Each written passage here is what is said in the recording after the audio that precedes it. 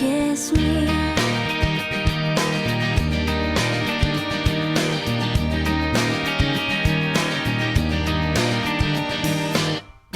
Kiss me down by the broken tree house. Swing me, our bond is hanging tight. Bring your flowered hat. We'll take the trail marked on your father's map. Oh, kiss me beneath the milky twilight. Lead me out on the moonlit floor. Lift your open head, strike up the band and make the fireflies dance. Silver moon sparkling. So kiss me.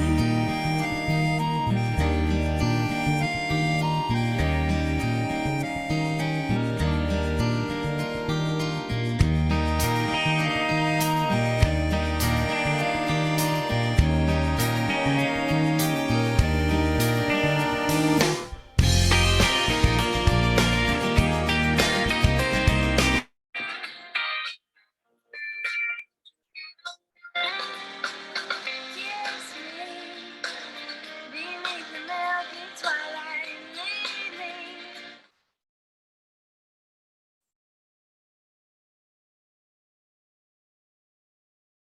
Hello, everyone. Thank you for joining us today. I am so pleased that you're able to join us for this very important and timely webinar on driving safe. So my name is Barbara, and I will be your moderator today.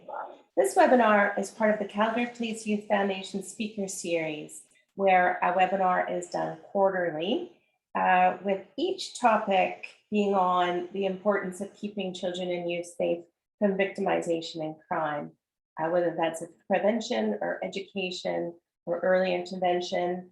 They're all very timely topics, and we're looking forward to today's, especially on driving safe. A little bit about the webinar for you, some housekeeping. You'll notice that we have Q&A enabled. So please, at any time, use the Q&A, put your questions in there, and then at the end of the webinar, we will get back to you and go through all of the questions and have our expert panelists answer them for you. We are not using chat. The reason for that is simply that chat keeps spooling, and because of that, we can easily miss a question, and we don't want to miss an opportunity to answer your good questions. So that is the housekeeping. As well, the Calgary Police Youth Foundation, a little bit about the foundation, has a mission to keeping children and youth safe from victimization and crime. And we do that in collaboration with our great partners at the Calgary Police Service. With the traffic section of CPS, we have developed the Drive Safe campaign that is launching this month. Actually, the campaign kickoff is right now with this fantastic webinar that you're going to be watching today. For the panels, or actually first I want to tell you about who our sponsors are. We would be remiss not to thank our incredible sponsors for this campaign. They are Cal Tire, Pattison, Bridges to Brighter Futures, which is proudly supported by the Shaw Family Foundation, 770 CHQR, Q107, Global Calgary, and Country 105. For more information, as we go through the campaign on Drive Safe, gotta eat. I gotta keep my energy up. Hashtag Drive Safe YYC, and you'll be able to see the videos that we're going to be doing for this. There's 3 incredible videos that will be released next week, and you'll be able to stay in touch with all of those things as they come out. So today we have some fantastic people ready to talk to you about the importance of traffic safety. We have Staff Sergeant Robert Pattison. So Staff Sergeant Patterson leads the Calgary Police Service traffic section with responsibility for traffic safety, enforcement, and education in our community, and for providing specialized traffic training and expertise within the Calgary Police Service, and in cooperation with our community safety partners. The traffic section consists of a number of units and specialties, including traffic response, alcohol and drug recognition, collision reconstruction, residential traffic safety, specialized traffic enforcement, and commercial vehicle safety. As well, we have Sergeant Foster joining us. Sergeant Foster is the supervisor of the Collision Reconstruction Unit, the team that analyzes and reconstructs fatality and serious injury collisions. He has been involved in the investigation of over 1,000 of these types of events. Sergeant Rick Butler is joining us. Sergeant Butler, supervisor of the Drug Reconstruction Expert and Alcohol Unit for the traffic section of CPS. The AVRU instructs officers on how to investigate drivers using either tools or specific tests that will identify impairment in the ability to drive. We also have Sergeant Darren Wood joining us. Sergeant Wood is supervisor of the Residential Traffic Safety Unit, RTSU. CPS, there's a lot of acronyms. RTSU focuses specifically on playground zones, pedestrian-rich locations, and high-risk locations identified through collision data analysis. The RTSU also spearheads the Traffic Service Request program, which involves citizen input on community traffic safety.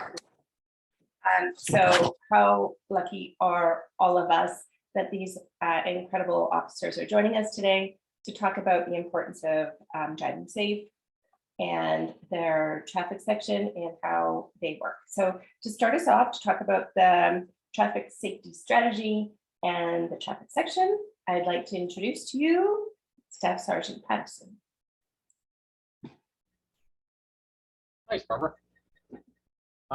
Good afternoon, everyone. I'm just very happy that we've seen a number of members of the public joining us here today, and along with me and my team. So Barbara's already done a good job of explaining what our team does and what some of the units do, but I just wanted to take a point to explain some of the differences that every one of our patrol officers out there does traffic safety and traffic enforcement, but it's the specific mandate of my section, the traffic unit, and its various units to specifically address things like serious injury collisions and impaired driving.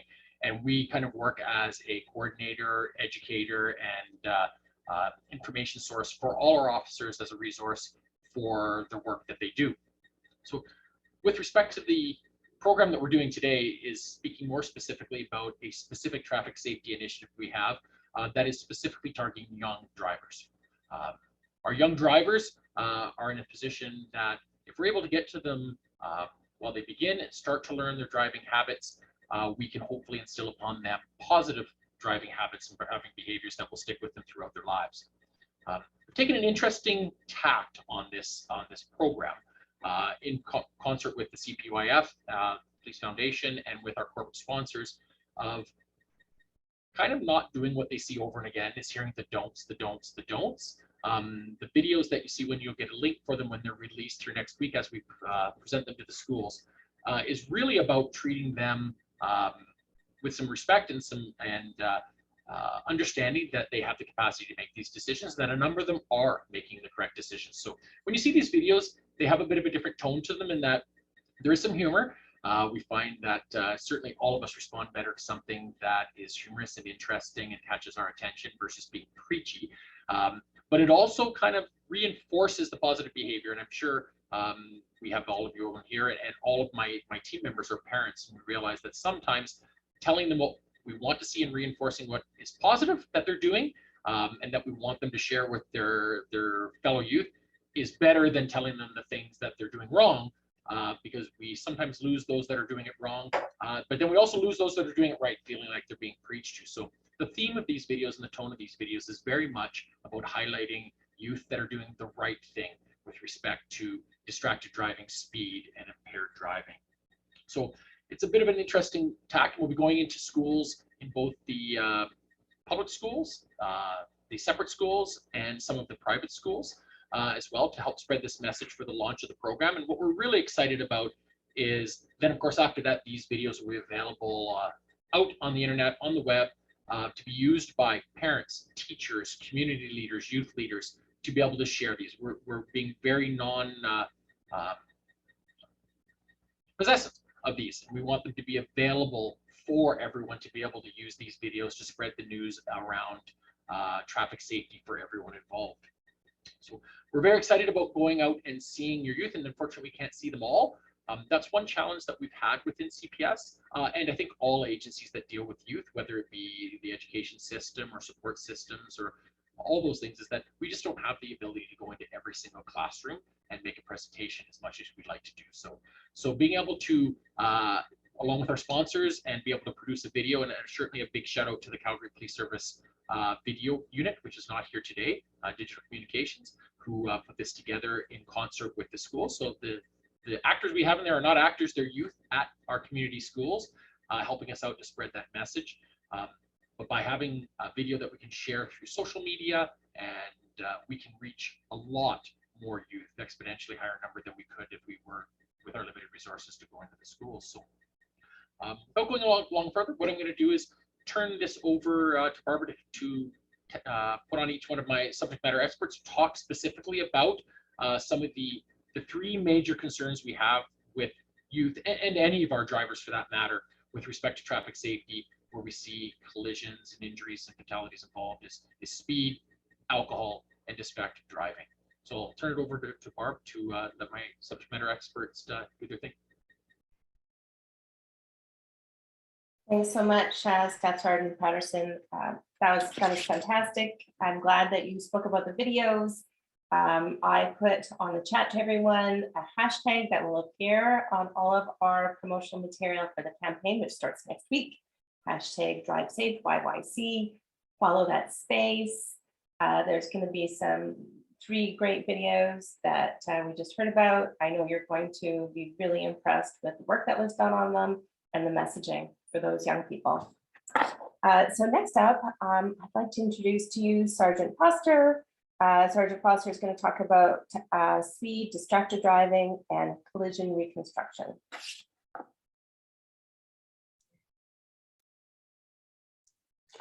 Thanks, Bob, and good afternoon, everybody. When it comes to young drivers, one of the things that I see as a collision reconstructionist is that they are unfortunately a fairly significant portion of the consequences of driving. Whereas my colleagues are the ones that concentrate more on the prevention, the education, to encourage our younger drivers to drive safely, I unfortunately have to deal with the consequences. And when I say unfortunately, as we mentioned earlier on, I've dealt with about 1,000 fatality and serious injury collisions throughout my career. And with all of those collisions, bar a very, very small percentage, they are all avoidable. When it comes to our younger drivers, the reason why they are such a significant portion of the crashes that we deal with is primarily due to experience. They don't have the experience to know that by traveling too fast, a crash can happen. It doesn't give them sufficient time to make the right decisions. When it comes to distracted driving, same sort of thing. They haven't got the ability to make those right decisions that can lead, unfortunately, to collisions themselves. Now, when we're talking about speed, the speed limits in Calgary, my colleagues will go into that shortly, are there for a reason. They're not there to stop people from getting from A to B quickly. They're there for safety reasons. And one of the safety reasons we look at is, what is the issue when we start to increase our speed? At 50 kilometers an hour, we have something that's called a stopping distance. Now that stopping distance includes something called the perception reaction time. And then there's the time that actually takes the vehicle to slow and stop. And for 50 kilometers an hour, we'll say it's 30 meters. So in that 30 meters, we recognize that there's something ahead of us that we need to make a decision. And that may be steering, it might be braking, it might be bringing your vehicle to a complete halt. It might be just continuing to drive at 50 kilometers an hour. Then we have to make that decision, and then we have to do it. And then the vehicle needs that time in which to actually react and follow the instructions that we've given it. So again, at 50, we'll call it 30 meters in order to stop. At 70 kilometers an hour, that stopping distance increases to 60 meters. So 20 kilometers an hour above the speed limit, we double the time it takes for us to actually stop our vehicle. When it comes to that perception reaction time that I mentioned just now, this also falls into the distracted driving. The normal industry standard, so when I say industry standard, it's what I will use for my reports, it's what I use with my colleagues from the engineering side of things, it's what I will use in court when I'm providing evidence. That perception reaction time is 1.5 seconds. So when you see a hazard in front of you, you start to think about that hazard, you start to formulate a plan, and then actually start doing your plan, it's 1.5 seconds. Sometimes it's longer, sometimes it's shorter, but generally speaking, it's 1.5 seconds. To give you an idea what that is like, you're driving down Deerfoot, everybody drives at Deerfoot at some point, and if you're lucky, you can get to 100 kilometers an hour. At 100 kilometers an hour, you're traveling 28 meters per second. So 1.5 seconds, you're taking approximately 42 meters of distance trying to work out what you're going to do. When somebody's using a cell phone, when somebody's talking to their friends who are inside their vehicles, whatever it may be, your perception reaction time increases to 5 seconds. 5 seconds at 100 kilometers an hour is very, very far in terms of distance. To give you an idea what that is, for those of you who are more visually requirement, shall we say, that's 1.5 football fields. So that's 1.5 football fields that you're not doing anything other than traveling at the speed limit. That's why we have crashes. Like Staff Sergeant Patterson said, we are trying to look at, or we have looked at, changing the way that we give this message.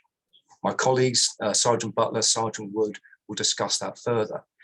But certainly we want to encourage the good behaviors. We really want you to speak to your kids. I've certainly spoken to my son about his driving, and encourage the good habits, discourage the bad habits, because what I don't want to do is see more crashes where kids are hurt.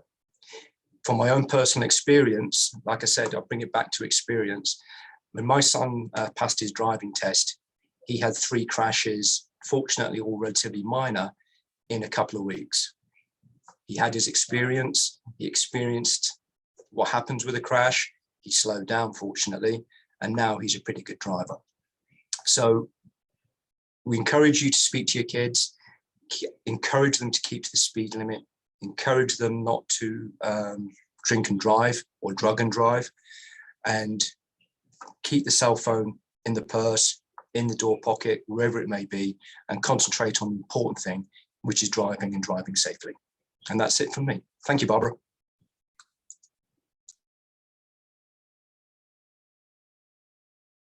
Thank you so much, Sergeant Foster. That was a really informational conversation about stopping distances that I had actually never thought of before. I think you have an incredibly difficult job going to these crash scenes, and if we can keep people safer by them understanding speed limits and what it means for stopping times, that's fantastic. And it's definitely information I didn't have. So thank you for sharing that. Next up, I'd like to introduce to you Sergeant Rick Butler, who will talk to us about alcohol and drug recognition.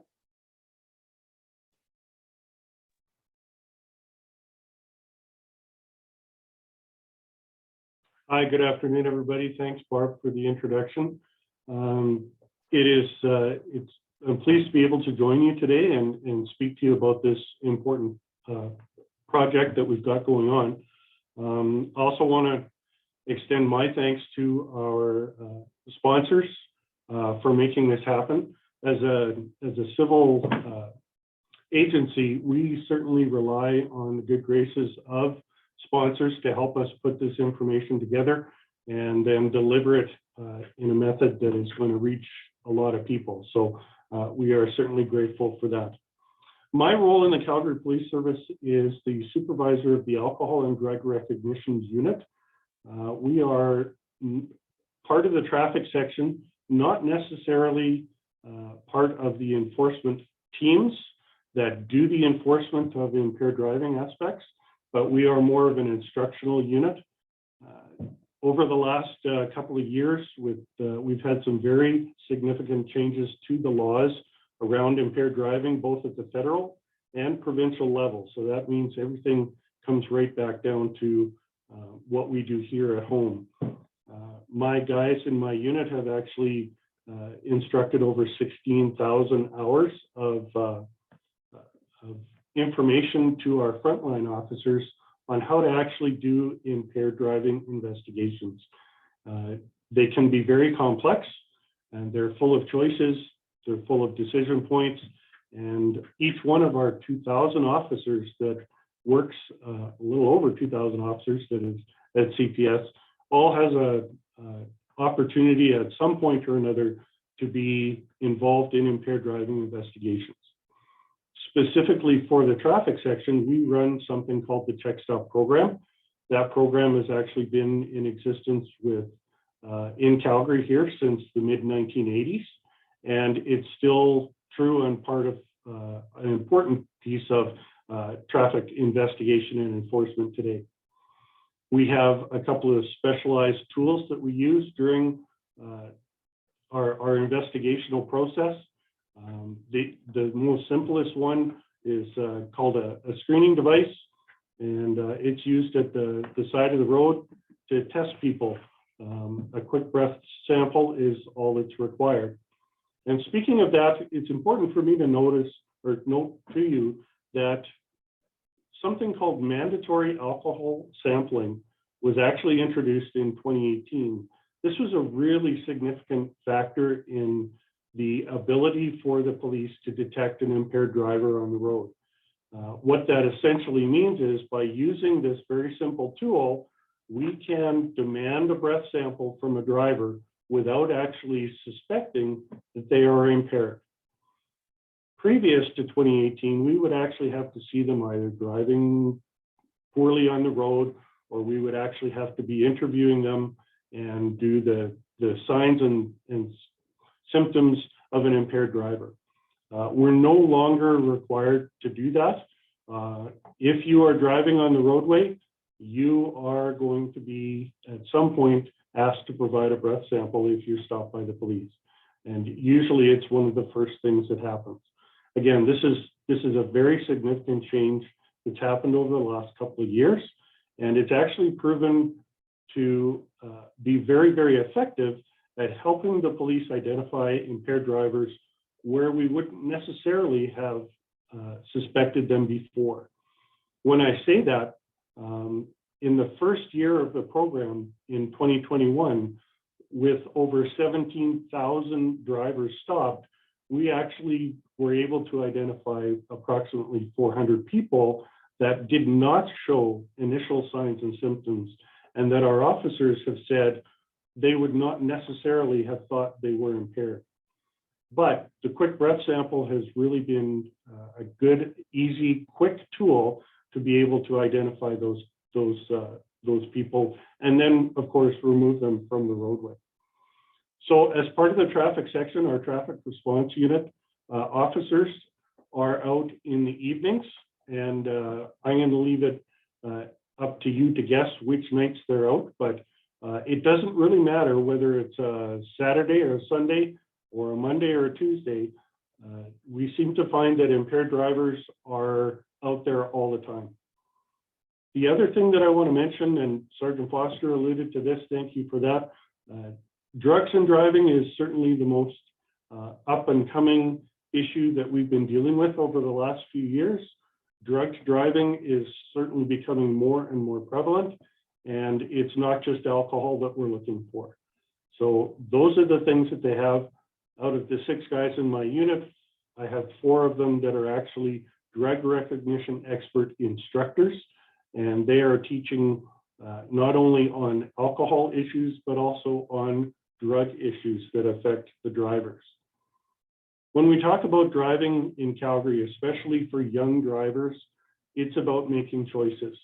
And we certainly encourage people to have fun, enjoy the new experiences, The toughest choice to make is to do it responsibly. So these videos that are coming out next week are all about making the right choices at the right time. Every driver should be cognizant that it's a privilege to drive, and we don't want to have to deal with the type of consequences that Sergeant Foster has to unfortunately deal with on a weekly basis. So the choices that people make today will certainly and can affect what happens not only to their driving career, but also to what happens to themselves, to their families, and many others on the roadway. So making those safe choices, not only when you're driving, but prior to driving. If you know you're going out and going to be involved in meeting other friends and perhaps consuming either alcohol or drugs, then make the right choice to choose the alternatives to driving to get you home. And that includes communication. Communication to both the people that you are leaving behind when you go out, letting them know when you're going to be back, and also then the people that you are traveling with in your own vehicle. Don't forget, you are responsible for them as the driver, and it's important to let them know that if you're the designated driver, then you will not be participating in certain aspects of the party, and that you're doing that to ensure that everybody gets a safe ride home, especially when there's weather to be considered, and we get a lot of that in Calgary. We've been very lucky with summer temperatures and weather so far, but the winter's on its way. So this is a really timely opportunity for us to get out to the schools, reach out, and again, as Sergeant Patterson said, to take that opportunity in a little bit of a humorous way to remind people that it's the choices that you make that ultimately will determine your success. So again, I thank you for the invitation, and I'll turn it back over to Barb.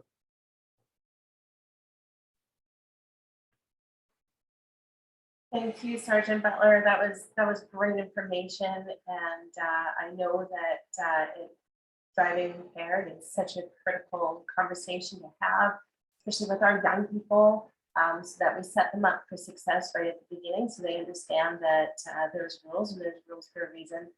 I know I have driving age children, and they know that if they were ever out and about and they needed me to go get them, I'd be there in a heartbeat. There's no reason to drive under the influence. So thank you so much for that. I want to remind our attendees that if you have a question, please feel free to put it into the Q&A. We will get to the Q&A at the end of the webinar. We'll get to every single question. There's some questions coming in, so make sure we get yours. And then we will get to all of those questions soon. Next up, I'd like to introduce you to Sergeant Darren Wood. Sergeant Wood is going to be speaking to us about residential traffic safety, speed, and distracted driving.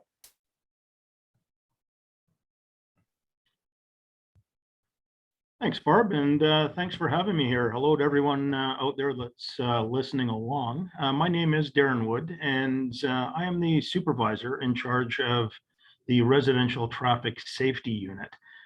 Some of you may have heard of us, some of you may not have. We're comprised of me, the one sergeant. We have 4 constables and 4 photo radar officers, as well as 1 civilian analyst. And essentially, our strategy is to utilize citizen feedback to make an operational response. So what that means is we like to hear from the public about what the problems are related to traffic and traffic safety issues in your individual communities. And then we'll see if we can do something about them. And how you would get in contact with us is through what we call a TSR program, and that's the Traffic Service Request Program. And that's very easy to do. You go online under the Calgary Police website, scroll down, and you'll see it there. You click on it, and it'll give you some information. You fill out a form, you tell us what the problem is, and then when we are in your area, we'll come and have a look at it. And for the most part, an officer will be in contact with you to let you know how it's going, because sometimes it actually isn't an issue, it's a perception issue. So, and sometimes it is a real issue, and we'll try to do something about that. So I'd encourage you to throw in those TSRs if you have an issue in your communities. Another part of our responsibilities in the RTSU is we go out and do enforcement and education at the schools. So with it being September, we have our back to school initiative, which we call school blitzes. So every day my unit will go out to a different school in Calgary, and you'll have 8 or 9 officers there. And our focus will be on education and enforcement if we see something that's dangerous. I, like the other sergeants that you've spoken to here, we've seen many collisions involving youths, and like Sergeant Foster said, the majority of them could have been prevented, and that's what we're hoping to do with our safety series here. The other thing I was going to speak about that no one else has yet is, if in case you're not aware, our unposted speed limit changed a little while ago in residential areas for Calgary. It's now 40 kilometers an hour. It used to be 50, but now if it's not a posted speed, it's 40 kilometers an hour.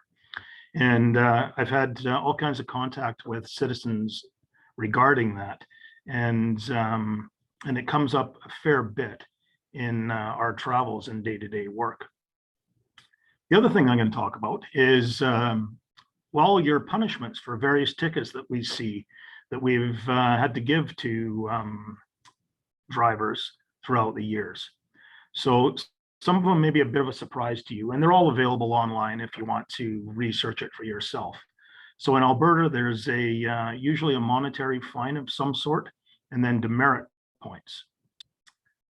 With these demerit points, our GDL drivers, which are our youth that are brand new to driving, they're only allowed 8 demerit points before they lose their license for 30 days. And that's not very many.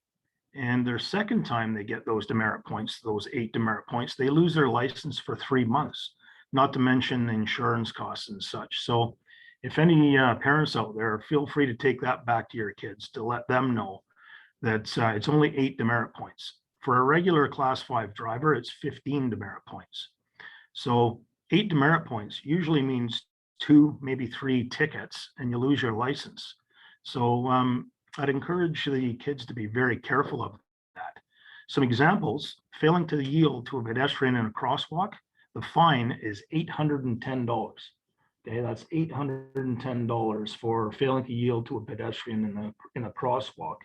And you're looking at, I think it's about 4 demerit points for that.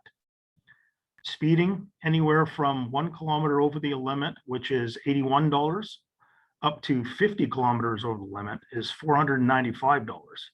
And if you're going 50 over the limit, that's 5 demerit points that you're looking at. Anything over 50 kilometers over the limit, it's an automatic court appearance and at least 6 demerit points. Okay.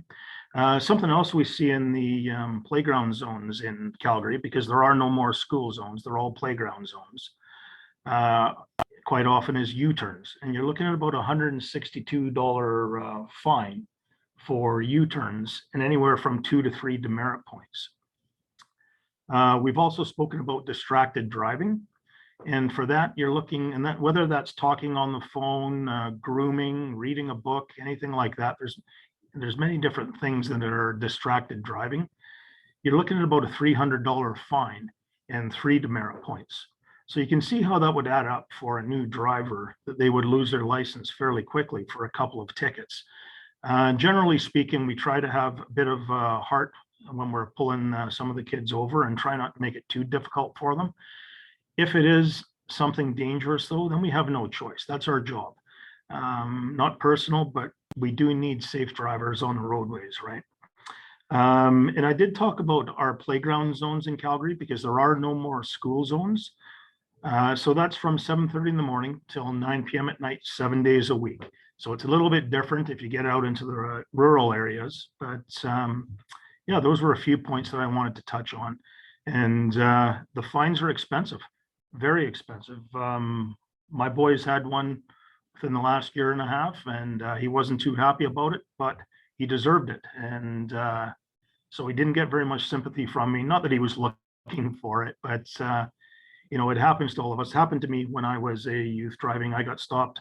I was speeding. I deserved it, and we move on. But thankfully, it didn't involve a collision for me or anything like that. So, so that's the info that I have for you, Barb, and for everybody out there. If there's any questions, feel free. And once again, thanks for having me here this afternoon.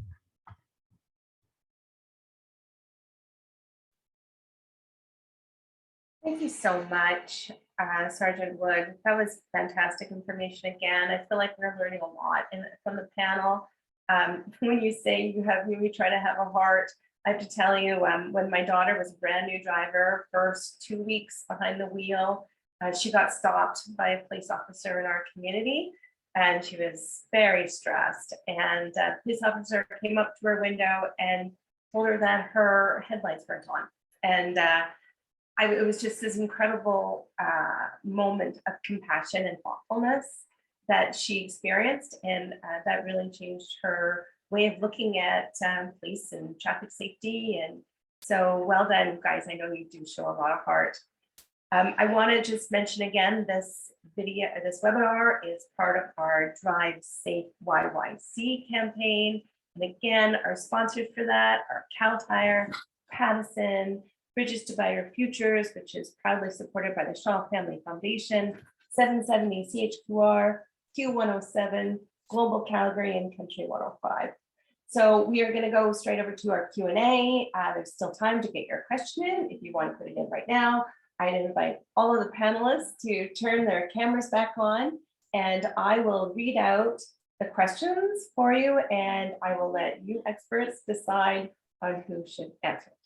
So the first one I have is, how does impaired driving work with cannabis?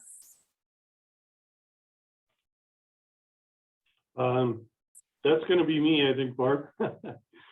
So cannabis has certainly been a big concern, again, since 2018 when it became legalized.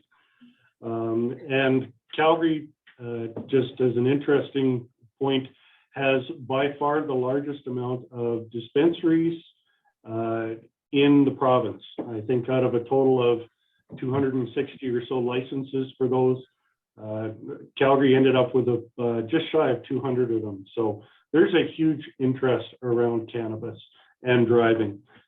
We do track cannabis and driving charges. Right now, they're making up about 15% of our overall impaired driving charges or sanctions that we come across. The detection method that we use is both based on some informal observations as well as 3 specific tests that we do at the roadside called standardized field sobriety testing. And what happens is, if we suspect that the person has been consuming cannabis or any other number of drugs, actually, it's not specific to cannabis, but we can actually then make a demand to the driver to participate in that testing, and we'll actually remove them from the vehicle and do those series of 3 tests. One is a walk the line test, which a lot of people have probably seen prior to this, and it's something that's also been used in the States quite often. The other one is a balance test where they have to raise one leg. And then the last one is probably the most important, and it involves an eye test. The eye test is where the officer will actually hold up a pen or some other kind of stylus and actually measure by watching that, how the driver actually reacts and the eyes follow. As they say, the truth is in the eyes, and those combination of tests are usually what is going to determine how we pick up on the drug impairment side. If those tests are not performed well, or if the driver fails those tests, then we move into the next level of investigation, which is drug recognition expert. At that point, the person is actually taken back to the district office, or at least one of the Calgary Police Service offices, and a much more detailed investigation will take place. The DRE evaluation can take up to about an hour, and it will involve all kinds of different tests. Again, different eye tests, different physical coordination tests, different psychophysical tests, and also include either a urine test or a blood test, at which point we are going to get right down to the causing factor of the person's impairment. So that's kind of what we do with cannabis. That's great information. Thank you so much, Sergeant Butler. So the next question we have is something that I have thought about on multiple times as well. So we'll see what you say. I think Sergeant Foster probably is going to be coming your way. My worry is my daughter breaks down on a highway. Should they stay in the car or get out? What is safest? Yeah, that's unfortunately one of those difficult questions to ask or to answer, sorry. Ideally, if you can move your vehicle off the road, so say we have something on Deerfoot, try and get your vehicle off the road as much as you can. If there's a barrier on the side of the roadway, I would recommend that the young driver gets out of their vehicle and stands on the safe side of the barrier, so they're away from traffic.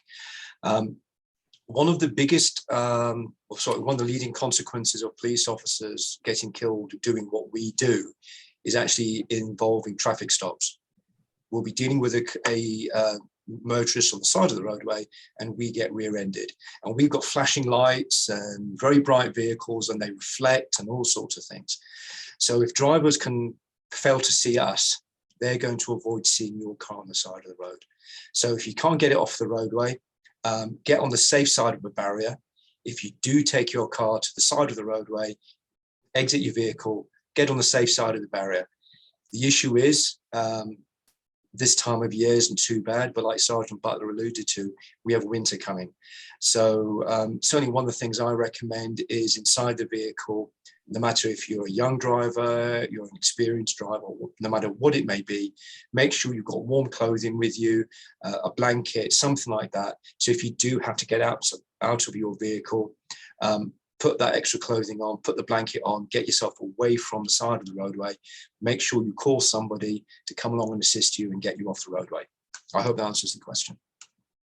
Yeah, I think it did. I think that was good information. And, I just have to give a little shout out to Cal Tire because I know I'm already thinking about my winter tires and staying safe on the road in the winter. So it's very important stuff. So our next question is, my young person has held a GDL, that's graduated driver's license, for 6 years. It is mandatory. Is it mandatory they change this as they don't want to do another road test? I could probably handle that one, Barbara. No, it's not mandatory. They can maintain that GDL for quite some period of time without being challenged on that. But what they need to be aware of is they still then retain the restrictions that are associated with the GDL license. So they're restricted to their use of the number of passengers and people in the vehicle. They're restricted on alcohol. They are now at 0 that whole time, and of course they're insured as a GDL driver as well. So all of those things have, so they can certainly continue that if they're comfortable with the restrictions that come with the GDL license.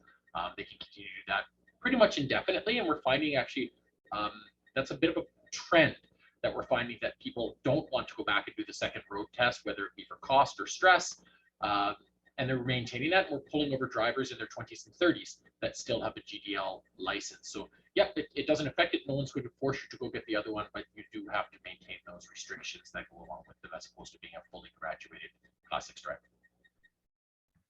And Barb, I have an example of that. Recently, one of my officers stopped a 28-year-old fellow with his wife and young child, infant.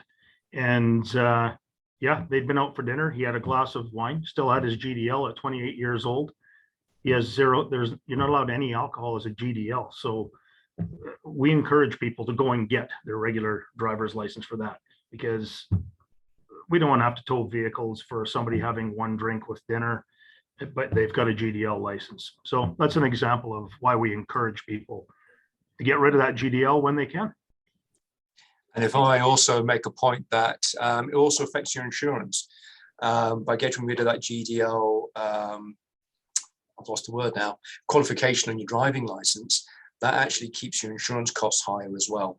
So the fact that you take your GDL off, although like Sergeant Wood suggests or said that people will have a drink maybe after lots of experience of driving, they can't have the drink with the GDL. I'm not encouraging drinking and driving, obviously, but like I said, it does affect your insurance and it will reduce it as you go ahead. That's really great practical advice. I appreciate that. Actually, our next question is along that same theme. And I'm curious about this because I compare what my kids as teenagers and their worldview on drinking and driving, and maybe when I was a teenager, which was a little while ago. So my kids seem to really take it seriously, and they, they're part of the Uber culture, or that kind of community. So the question is, has the number of impaired drivers gone up or down in the past few years? Okay, so with the change in laws, we also went through a very interesting type of process provincially in how we deal with impaired drivers. So what I will tell you is that the province looked at what other places are doing in Canada, and specifically to our neighbors to the west in British Columbia. And what British Columbia started doing 10 years ago was still putting consequences in place for first-time impaired drivers that were not involved in collisions. So just being stopped on the side of a road, either at a road check stop, whatever program you want to call it, and giving them basically a provincial sanction as opposed to a full criminal code charge. The change that happened here in Alberta was very similar to what happened in BC. And as a result of that process change, we've actually seen the number of impaired driving offenses climb over the last 3 years. Probably an additional 46%. So 146% of the numbers that we were charging 10 years ago, we're actually seeing those numbers go up. Now, the good news to that is there's a lot more awareness out right now, and the number of first-time drivers or inexperienced drivers has not climbed to match those. It's been kind of a constant rate, but still definitely a concern. And so it's a good question. Thank you. Wow, that's incredible information and not what I anticipated. So very good information to have. There's a question here says, can we directly request that you come to our community schools to present your hashtag Drive Safe YYC campaign? And to everybody out there, I have put the Calgary Police Youth Foundation email into your chat, cpyf@calgarypolice.ca, and you can email that email address and talk to us about which schools we're going to be at and how we can share those incredible videos that are coming out that I know our teenagers and young people are going to really enjoy and find useful. So email that email address if you'd like to talk to us about that. So our next question is it's a two-part question. One, are there driving education programs for youth who have crashed anywhere in Calgary so they can learn what they did wrong?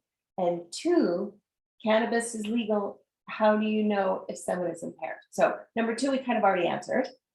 But let's go to number one. Are the driving education programs available for youth who have had a crash in Calgary so they can learn what they did wrong?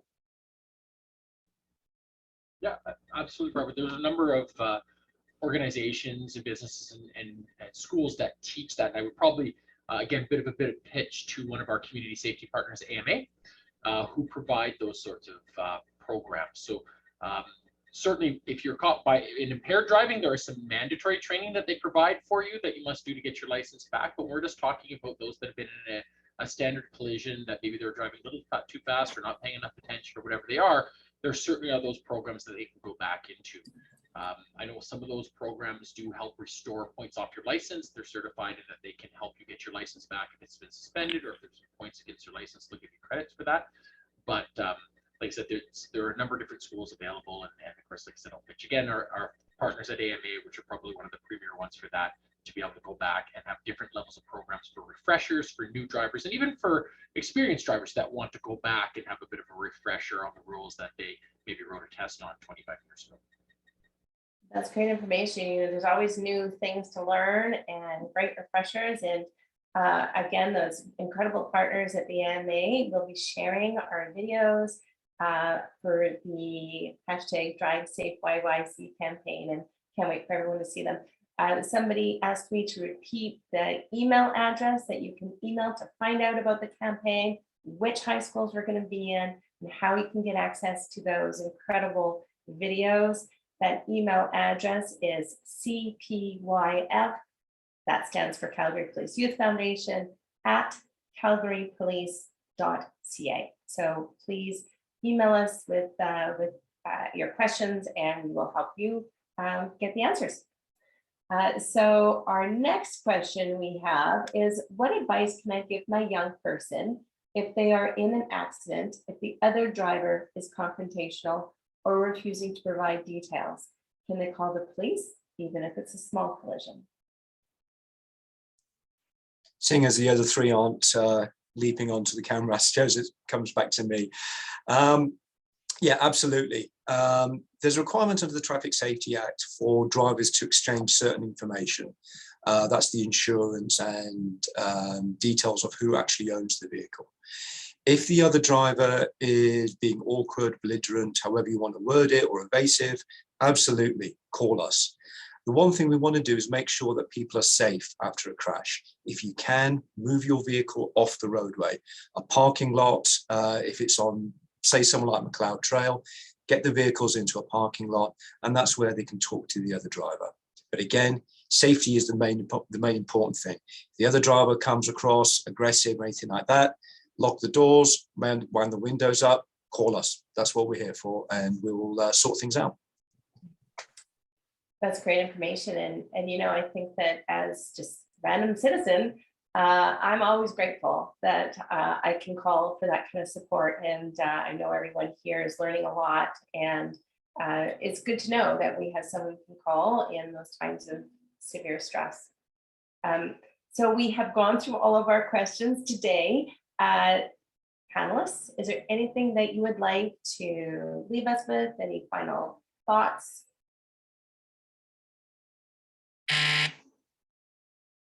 Okay, it looks like you guys are all good. Oh, Sergeant Butler, did you have something? Sure, yeah. There's always some parting words. And again, I'm going to stick with a consistent theme. There's lots and lots of choices to make. Some choices are easy, some are not. Those choices that you make now can certainly make a huge impact, not only to what you're doing now, but also for years down the road. And it can affect many, many people. So I would encourage everybody to go out and have fun, recognize that driving again is a privilege, and the better you're at, the better you'll do. And to make those good choices, plan a safe ride home is really what we want to do. Thank you. That's a great message. And Barbara, I just encourage parents to engage their youth in it. I'm sure every parent immediately thinks about talking about drugs and sex and things like that with their kids. That becomes a common thing, and we forget that probably the riskiest thing they do every day is to go out and get in a car, cross roadways as a pedestrian, things like that. So just make sure that you're engaging with your youth, those talk about things they saw other drivers doing while you're in the car with them. Obviously, maybe not the time to have a great big conversation with them, but afterwards talk about things that they've encountered, and the importance of that. It's a huge responsibility to drive a car, because not only your safety is a consideration, but the safety of everyone around you and other vehicles and pedestrians. So it's an important piece to think about every day, and it's important to engage their youth in those conversations on a daily basis. Thank you for that, Staff Sergeant Patterson. I think those are really important words to finish with, having those conversations with the people that we love, the kids that we love. That's fantastic. And we can't wait for you guys to see our videos that are coming out next week. Hashtag Drive Safe YYC.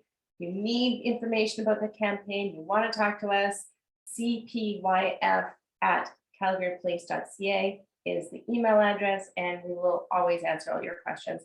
Thank you, gentlemen. This has been wonderful. Thank you for joining us. And thank you, attendees, for joining us. And we'll sign off.